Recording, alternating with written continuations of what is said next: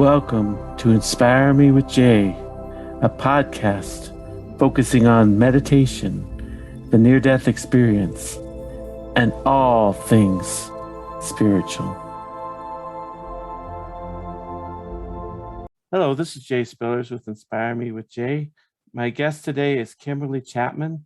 Kimberley, welcome to the show. Well, thank you for having me. It's a pleasure. Well, what I could tell you, I did go through a spiritual awakening, and I started seeing and feeling, and it started me channeling ancient civilization beings, highly evolved beings, celestial beings. So that's been my journey since I started this wonderful and exciting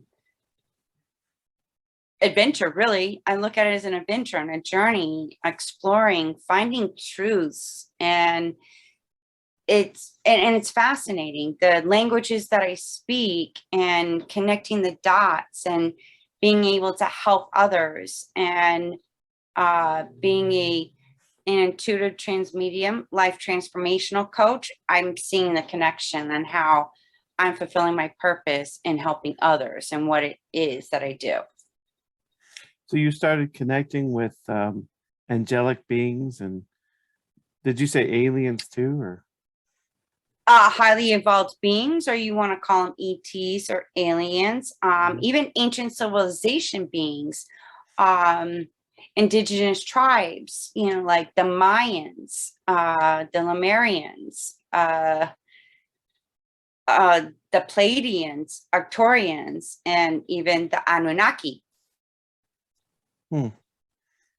So what kind of messages have they given you? That is the interesting part. When I channel, it's like I step out, they step in, and they speak in their native language. And I'm going through studying and recording some of my channelings to where I connect the language to the places where they're at. Mm-hmm. And it's wild. I can't make this stuff up. I get bits and pieces. It's hard for me to go through the translation. But then when I come to, I'm like, okay, what was that all about? And can you help me understand? Because I don't understand that language. I don't, I speak it when you're through me, but to actually, speak their language and then turn it into, English so we can understand it, I'm not there yet.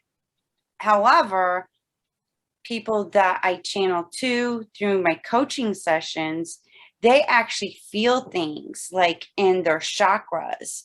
And it's just an experience that you have to go through to understand it. But those are the things that I can share based on the clients that I've worked with. Oh my gosh, I felt my third eye. Something happening with my third eye, or my heart chakra, or my throat chakra. And it's really interesting, and I'm not afraid of it. At first, I was confused because I'm like, wait a minute, where is this coming from? Why is this happening? Then I just learned to understand and connect with people that actually helped me. Like, oh, this is what, I know about from this person, and this is what they shared with me. So let's see if this is what, your gifts are, what you're channeling and whatnot. So it is a journey. And that's what, spirituality is not inherited. It is discovered. Mm-hmm. It's an ongoing discovery to actually remembering the truth that's already within us. Have you ever wanted to learn to meditate? Check out my book, Meditation for Everyone: How to Quickly Have a More Peaceful, Mindful, and Fulfilled Life, and support this channel. With Meditation for Everyone, you will learn to quickly and easily meditate. relieve stress and anxiety, alleviate depression, and have more joy, peace, and relaxation. What you will learn: mindfulness, the art of stillness, step by step on how to meditate, strategies for overcoming challenges to meditation, and much more. D. Mason said this is a nice meditation book, even for those already meditating. I agree with the statements that it will help to have a more peaceful, mindful, and fulfilled life. 4.6-star rating, available on Amazon. So you do like Reiki and meditation and stuff too? Or? Reiki deals with the energy, with the chakras. Yes. There is also healing from traumas, emotional, energetic traumas. Getting to clear out old energy. Also DNA activation in our spiritual awakening process. Then there is also recognizing the limited beliefs in the programming, the mental programming that we've all been, have or had. It is a process. It's not something that when your soul is ready, it just guides you into connecting to why you struggle the way you do. We all have intuition. Let's go with intuition. Sometimes, and a lot of times, we ignore it because we're not taught about it. We are spiritual beings. We're sexual beings inside a human being. Mm-hmm. And there's a lot of misconceptions about being spiritual being, misconceptions about sex, that we're just these plain human beings. And when you die, your soul goes either to heaven or hell.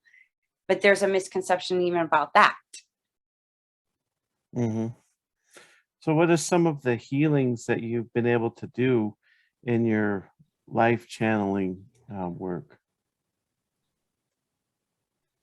It's really started opening up, I guess, when I started massage school and I did massage therapy. And then that's when I noticed, like, wow, this feels good. This feels right. And being empathic, I connected the dots like, oh, I feel this in my upper left shoulder and the back, but it doesn't belong to me. It must belong to them. So my intentions was what modalities I can use to help heal that person, release and let go, and then feel better. Mm-hmm. So that was like the beginning of recognizing certain things and dealing with energy, and then understanding about Reiki. But there's so much more. It's just energy in everything and everyone as well. The earth, connecting energetically, from one human being to another, a soul to soul communication. There is also, what I've understand in my research, and it's, the positive energy and the negative energy. Well, sometimes somebody's so positive and comes into the room, and then there's somebody that's so negative, they'll drain that positive energy into their energy to keep that negative energy going. Mm-hmm. And I feel that's why there's a lot of fatigue. At one moment they're all nice and happy, and then the next thing you know, they're tired, they're fatigued, they got a headache and whatnot. So it's like recognizing this stuff. And I love to educate and awaken, human beings to, hello, want to know why we're in the shape we're in? Pay attention to the energy. Mm-hmm. So you do like a lot of spiritual energy work. Yes, you could say that. So how do Tesla is a perfect example because he understood about electricity, energy from, the Mother Earth that we live on. Energy is everywhere. It's in the plants. It's in, the food. It's inside you. It's how we use that energy. Mm-hmm. So how do you do like healing at a DNA level? It's a very like a soul spiritual level energy, dealing with your energy. I just tap in, I channel, and they know what to do because they know on the spiritual invisible realm that's all around us. We have spirit guides, we have guardian angels, whatever you want to call them. And they'll communicate through me, channel through me to you to deal with what your soul is ready to let go of, heal, or activate along your soul path on your journey. Mm-hmm. Yeah, because I think a lot of times with meditation, you can go into self-discovery and kind of feel where you need to be in terms of, like getting more in touch with love and compassion, kindness. It seems like that's what we're missing a lot in this world is we need to sort of raise the vibration of where we are in the world, and that will pretty much change Yes. everything. Because you see all these Yes. And issues people worry about, but that's kind of like the deeper issue is just get the vibration up. well, not only that, but recognize that you have a limited belief. Recognize there's a mental programming. Recognize that there could be emotional energetic traumas. Now, these, if you look at it in this way, and I talk about this on my show, and I'm trying to put a program together to where it's like an online course or a virtual event. I'm not too sure which way I'm going with it. However, it's in the works. If being a woman, we're the ones that carry life. We bring it into this earth. Mm-hmm. And emotion is energy in motion. It's a feeling. So if you were brought up in a poor recession, a war era, your mother, grandmother, all that, they carried that stress, fear. That is an emotion which creates the energy. And if they were pregnant, that child is experiencing the same thing that she is. So I was in my mother's room, she was in her mother's room, and then let's go to the father, the husband. They were either in a war, they were, slaves, they were in a, growing up with their father and so forth and so forth. So it goes in both sides on the masculine energy and the feminine energy, combining them together, creating life. Mm-hmm. So I question how much of this emotional energetic trauma that we have collectively, if you look at the histories and time periods. Mm-hmm. And it's fascinating I see like a movie of all from the beginning of our origins, which there's a misconception about that and deception. Then I look at, wow, it first started created with them because they were fighting amongst each other. Then they got the human beings to fight against each other to conquer and divide, control, and even wipe out other civilizations, other regions, other territories. Just for what? To take over, to control, dominate, power, greed. Hello, look at where we're at right now. History repeating itself. Just different period, different timeline. Well, and I thought science is kind of coming around to the idea of genetic trauma being passed down biologically. It's not biologically. It is really energetically. And if energy does turn into matter, so energy forms into a physical matter. But if you know where the root of that matter came from, it could disappear. Neuroscience will tell you that. Quantum physics will tell you that. I know 2 good doctors who are my mentors. Actually, 3 now. Dr. Joe Dispenza, Dr. Bruce Lipton, Dr. Alec Trivedi. Our mind up here is right now the motherboard, like a computer. Mm-hmm. And it has all these viruses that go deep into your subconscious. And it's replaying itself over and over based on lifetimes. Okay. And then coming into this lifetime and then going through more programming, more beliefs, more limited beliefs that connects with everything else going backwards. Mm-hmm. You got to be an observer. You got to start being the researcher. So is there higher levels of trauma in people that were like historically mistreated? So like higher levels of trauma in Native Americans or Black people because of historical mistreatments that they may carry, at higher Energetically, levels. it goes further Yeah. it goes further back than that.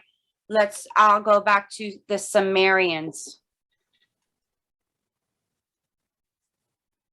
Mm-hmm.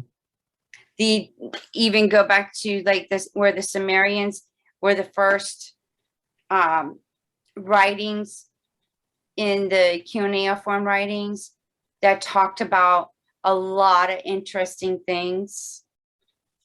And then look at the Emerald Tablets of Thoth, the Atlantean in Egypt.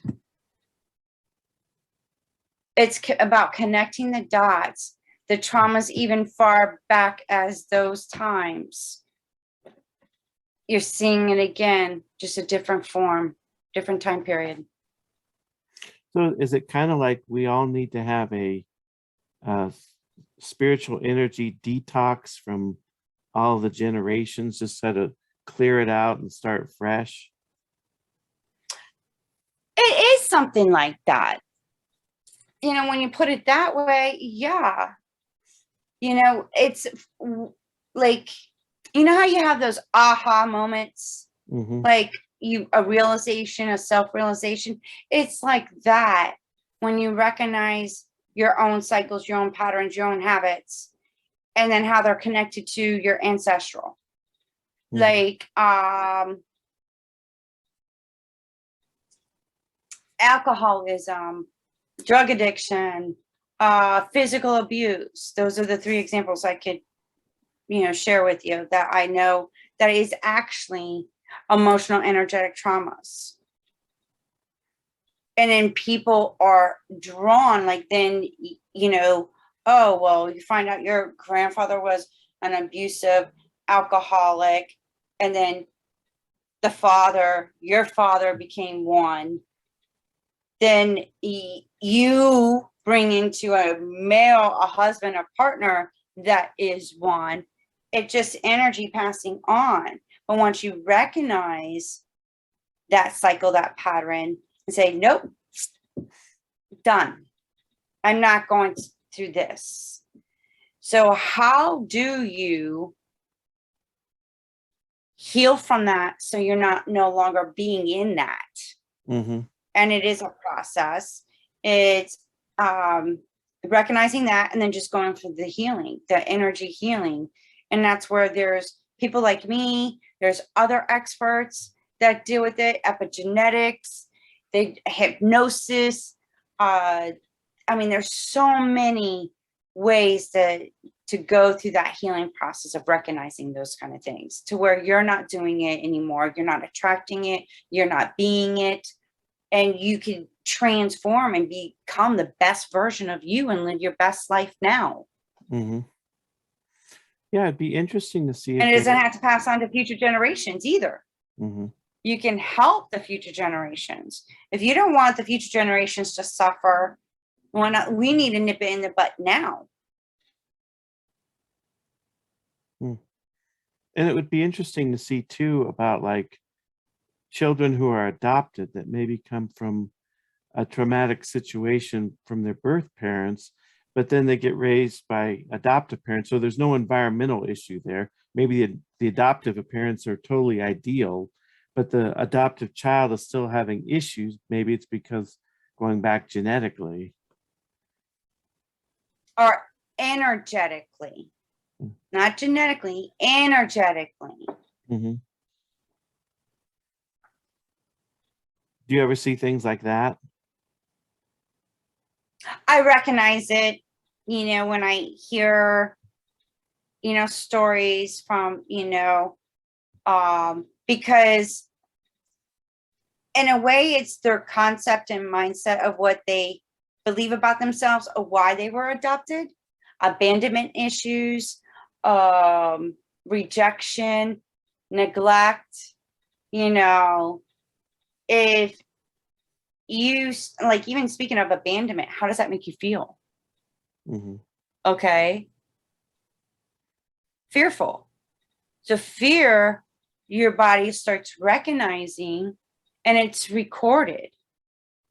Your body will connect to a next scenario that will make you feel abandoned, that emotion that you first created from abandonment or fear.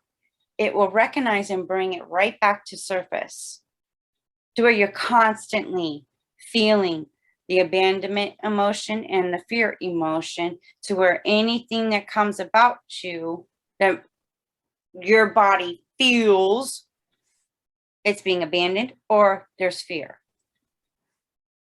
That's a perfect example that I could share with you. So then if the child is feeling that way, even though they're adopted, but their main conception of, why their real parents aren't with them, who their mother and father is, then they created themselves to feel that way. And then it makes it harder for them to distinguish a good, loving relationship, with the mother and father that really is expressing love to them. They won't feel that love because they feel abandonment issues or fear. You see what I'm saying?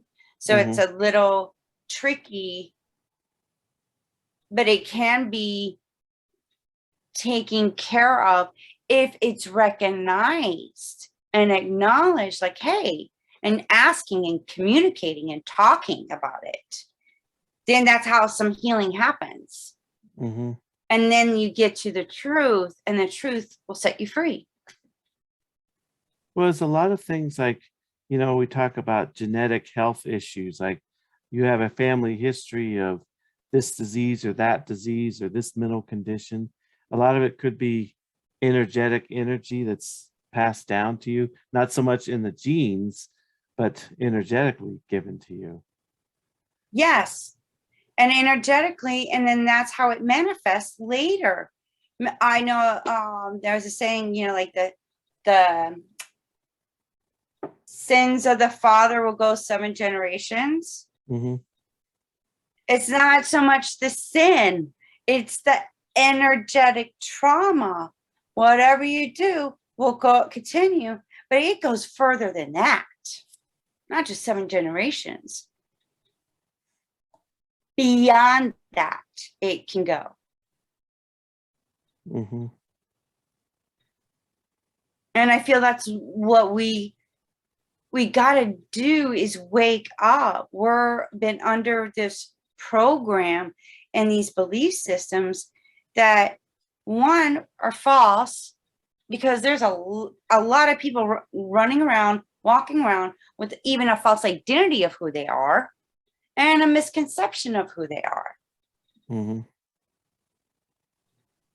Those beliefs are also passed down.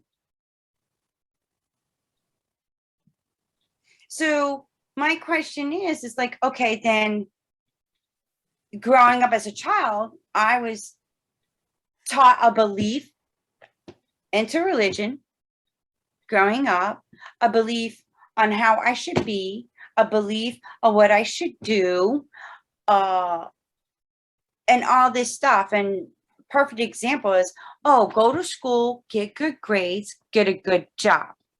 Well, that might have been really good back in the what, 50s? Mm-hmm.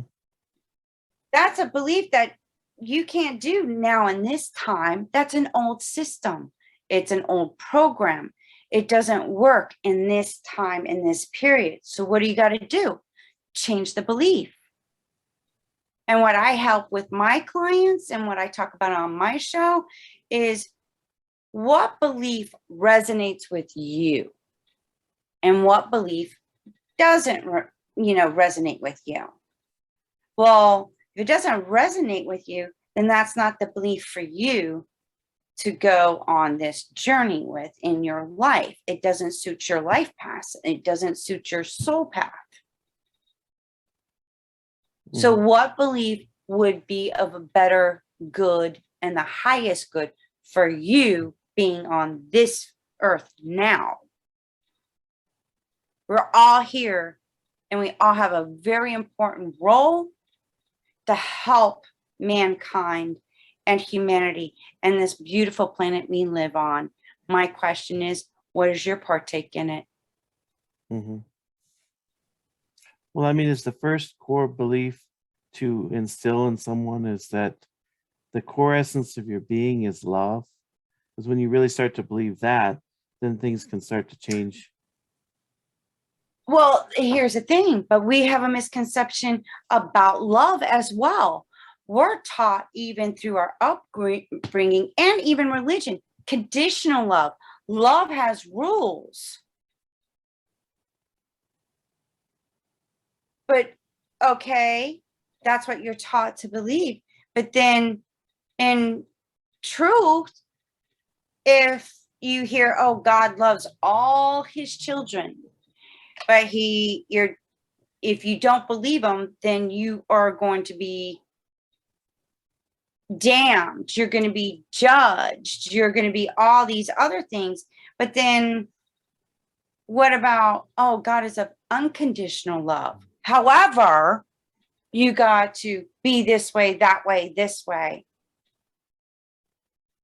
And I'm like, well, that doesn't make sense to me.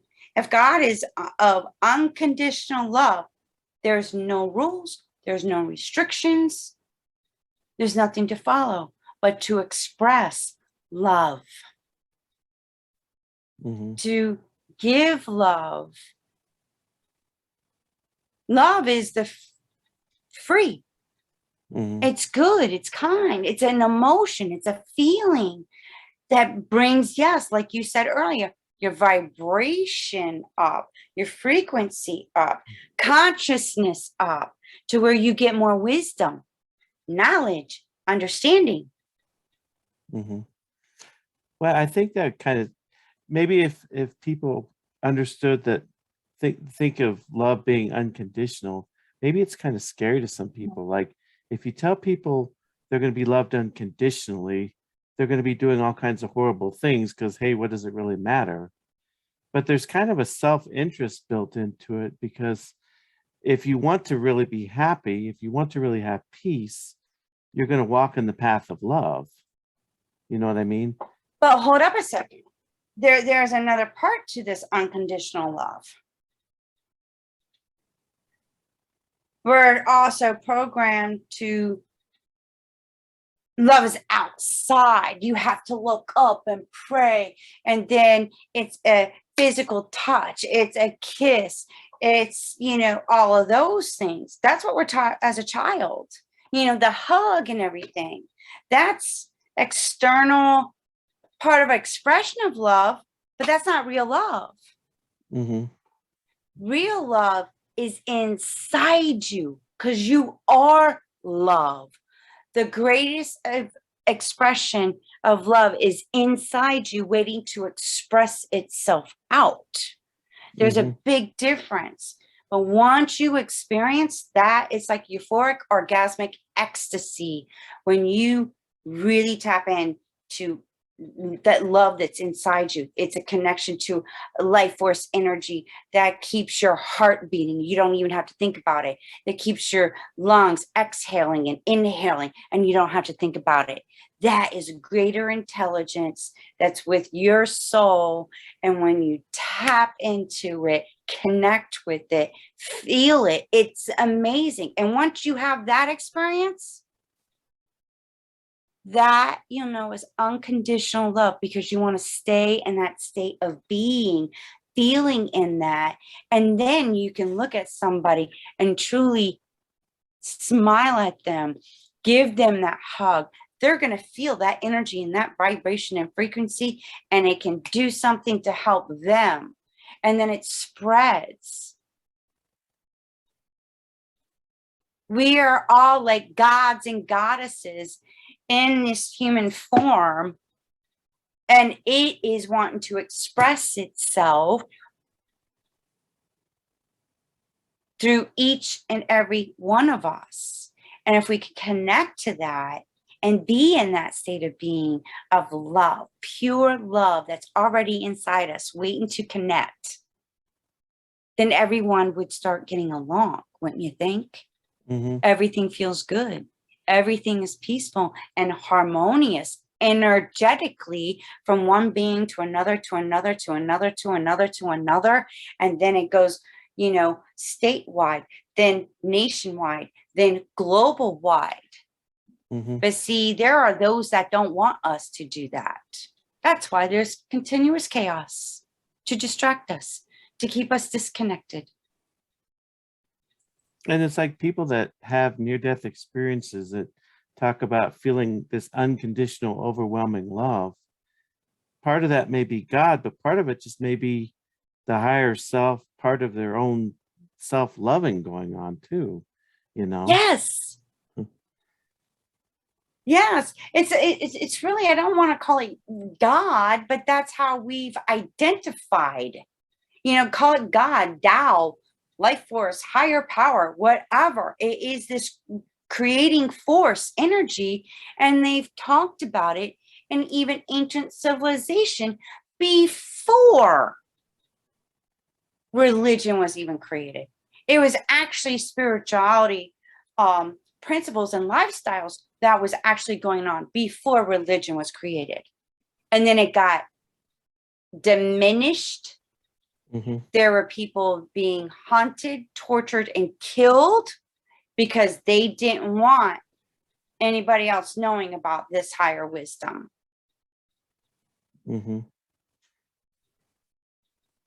And thank God there's a little bit of information out there, but it makes total sense of why, based on the misconception of who we are, the misconception about love, even sex, and money.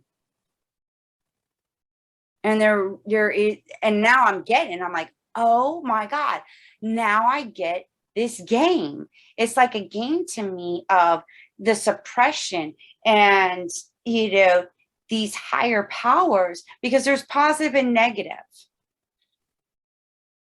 Mm-hmm. So if there's more positive going around the world, things would be freaking pretty amazing, right? Mm-hmm. But I'm seeing all this negativity rising up in the media across the world, pandemic, gas prices, inflation. And I'm like, wow, the chaos is really getting heated up here. How is the positivity energy going to rise up above this to bring more harmonious balance? Not just with us energetically, but we're connected to the planet Earth. We have chakras, so does the Earth. So sometimes, and it's like we need a chakra enema yeah. to clear out some stuff, to create new space, new positive energy, and there'll be less diseases, less, all this negative, I call it negative bullshit. Mm-hmm. But it's up to us to wake up and take our power back, realize that we are divine beings in this human being, and that we need to take back our power, build our energy up, make peace with ourselves, make peace with everybody else, our neighbors, our community, everybody. Be kind. Feel that kindness. Feel that passion. It's funny to me that whenever a hurricane or a flood or something, a building collapses, everybody joins together and unites just for those things. But I'm like, why can't we do that every day? Why do we have to wait to a catastrophe to happen to join together and unite together to help one another? Why can't we do that on a daily basis? Mm-hmm. And is it sort of a progressive thing here on the earth realm for most of us? Because I can see where I was 10 years ago and there's so dramatic improvement, but you're not fully there yet. So is it sort of a progressive thing, walking in It's the same like 3 condition? steps forward, we're taking 2 steps backwards, Mhm, kind of thing. mhm, It's slowly changing. There is people waking up. And the reason why I started my program, my show, is to help those that are experiencing a spiritual awakening and is not understanding, not know where to go. I'm setting the platform up to where you can come to me and I'll guide you. And like, if I can't help you with it, then I can send you to somebody that has more understanding of what they're going through, because everybody goes through a spiritual awakening in a different way. But I will make sure I guide that person to the person that they need, that mentor, to help them through their spiritual awakening based on what they're experiencing. And it's the younger generation that I'm seeing.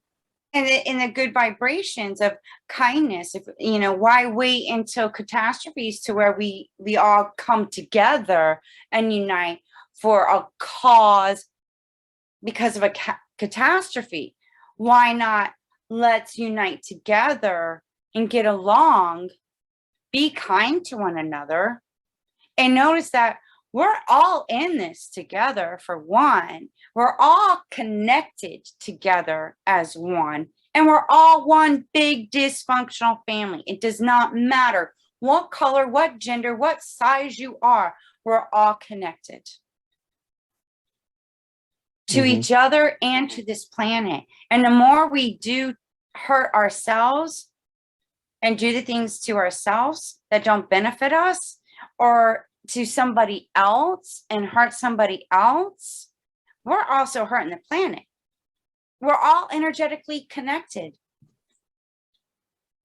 mhm.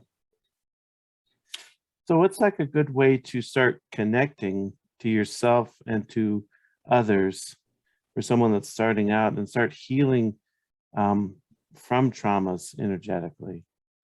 Where's a good place Well, to start? there's a lot of good life coaches, holistic, like me. I take the spirituality aspect of it and the coaching aspect of it, and I'm bringing it together. Like, it's going over, okay, what are your limited beliefs? What are your programmings? What are the emotional, energetic traumas? I asked, what was your upbringing like between your mother and your father? What religion were you brought up into? What other like traumas connecting from your parents, your grandparents? I mean, as far as back as you can remember. And then I start piecing them together. And then I'm like, oh, so this is what I'm getting. And do you experience this health issue? I do it intuitively in such a way that my intuition and my spirit guides are guiding me to help you heal something that needs to be healed and is ready to be healed from. And it does, like, I can't do everything all at once, because if we all went through healing and going through the whole process at one time, it would be so overwhelming to our bodies. It wouldn't be able to handle it. That's why it's piece by piece, little by little, step by step. Mm-hmm. And you might get 2 or 3 healings at one time, and that's good. And then you'll go, feeling good from it. And then something will happen that will trigger.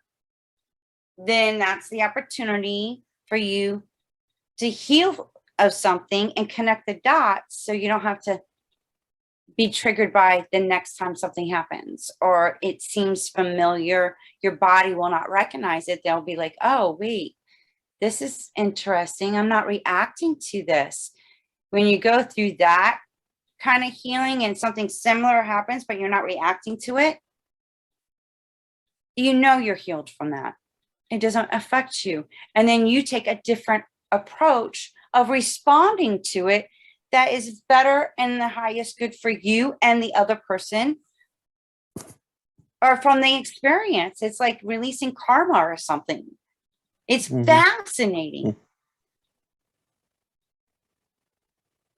And I get like, when I go through that, I'm like, yes, I did it. I wasn't mad about that. I didn't react to that.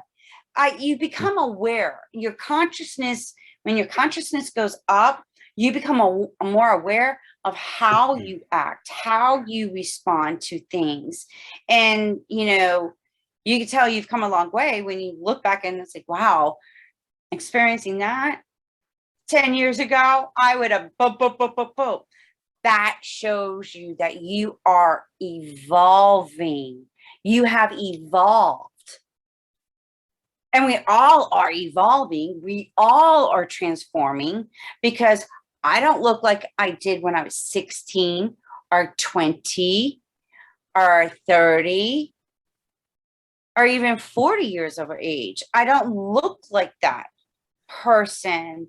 And honestly, I remember some things, but I don't remember because I totally changed. I totally evolved.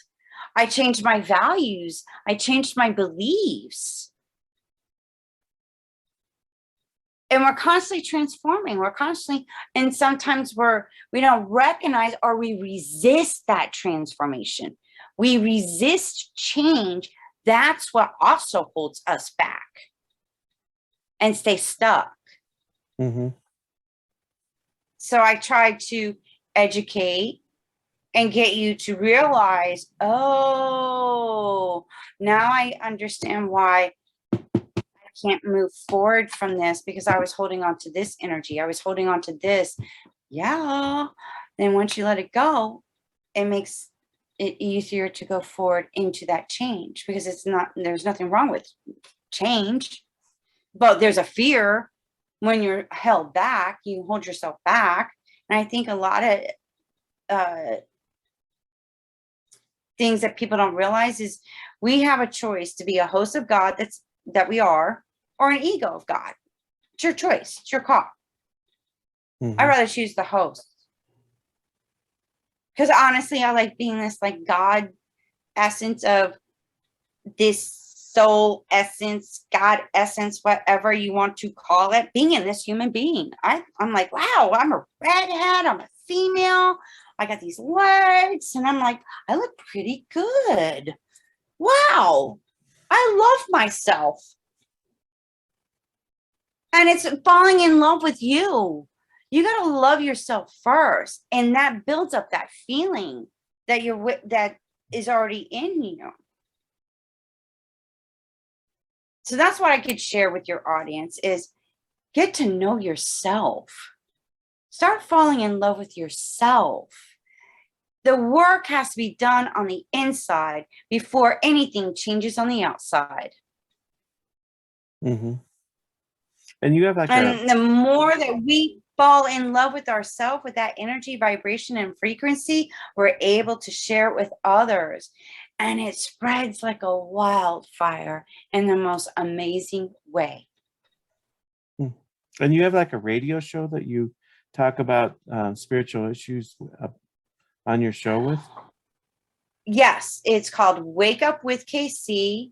I'm on iHeart. I'm on iTunes and Spotify and many other podcast platforms. I also have a YouTube channel called Wake Up with KC. You could really get access to both on my website, wakeupwithkc.com. Okay.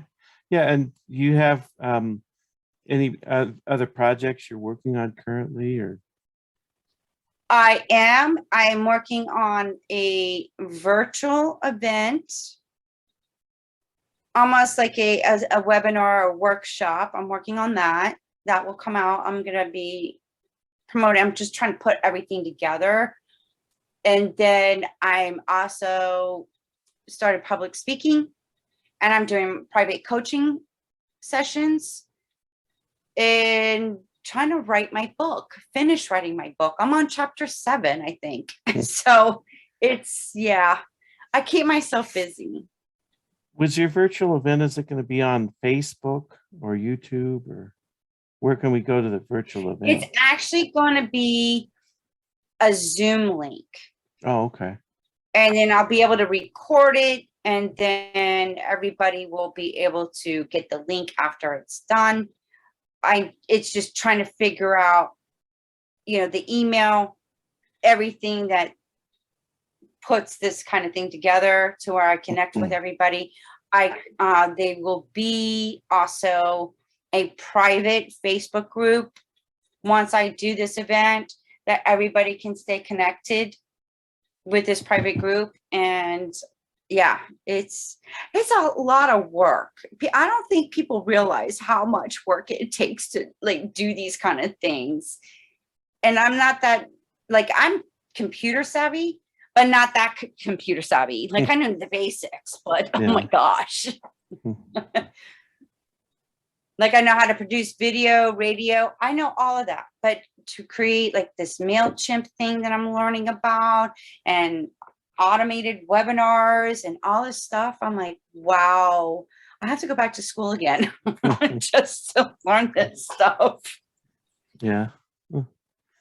Would you end up putting your Zoom virtual event up on your YouTube channel eventually too, or? I'm not sure, because that to me is when I put this event on, it's going to be limited.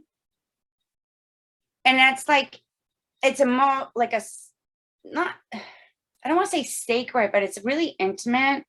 And if this is going to be a group thing, it's going to be like a private group setting and a safe place where people can be vulnerable, share whatever trauma, whatever things. So that I definitely want to, and then they get the clip, because then they can go over and retain and remember their healing, be reminded of that journey that they experienced so they can be set free. And then, yeah, I'm creating coaching packages so I feel like, okay, create the virtual event, because this is going to open other doors and people are going to want more healing and more understanding. So then I got a coaching program that I'm putting together that will come after that for anybody that's, wants to, I want to cover my ass. I want to make sure I heal from and go over that process. Like, what's holding me back? What is keeping me from being me? Who is me, kind of thing. So that's how everything's unfolding, so to speak. Yeah, well, that sounds great. So yeah, thanks for coming on the show today too. Well, thank you, Jay. It's such a pleasure and honor. And I like inspire with me, or inspired by me. It's in spirit. Stay in spirit. Be inspired. Be in spirit in your human being. Yeah, thank you.